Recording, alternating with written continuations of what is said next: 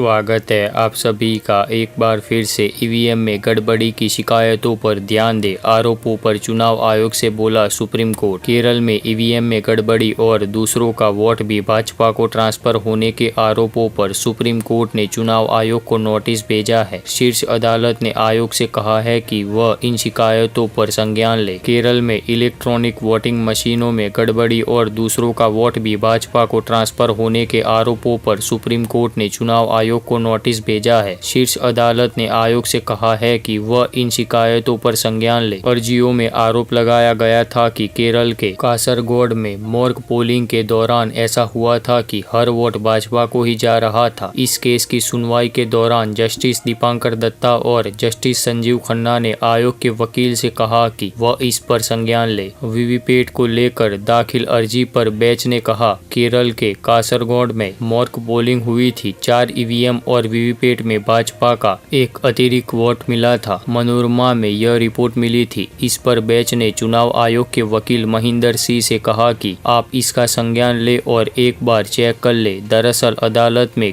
कई अर्जियां दाखिल की गई है जिसमें मांग की गई है कि ईवीएम से पड़ने वाले सारे मतों का वीवीपैट स्लिप से वेरिफिकेशन किया जाए। इस मामले को लेकर मंगलवार को लंबी और दिलचस्प बहस भी हुई थी। यही नहीं, वकील प्रशांत भूषण ने वीवीपैट की सारी स्लिपों की गिनती कराने की मांग की थी। इस पर अदालत ने कहा था कि आखिर भारत जैसे देश में यह कैसे संभव है। इस पर प्रशांत भूषण ने जर्मनी जैसे देश का उदाहरण देते हुए कहा था कि वह बैलेट पेपर से ही चुनाव हो रहे हैं। इस पर जज ने कहा था कि वहां सिर्फ 6 करोड़ ही नागरिक है। इतनी आबादी तो मेरे गृह राज्य की ही है। यही नहीं, ईवीएम की जगह बैलेट पेपर को लेकर बेंच का यह भी कहना था कि हम उस दौर को भी देख चुके हैं जब बैलेट से चुनाव होता था। उनका कहना था कि मशीन सारे रिजल्ट देती है, बशर्ते उसमें कोई मानवीय दखल न दिया जाए। फिलहाल इस वीडियो में इतना ही। देश और दुनिया की तमाम खबरों के लिए बने रहिए हमारे साथ।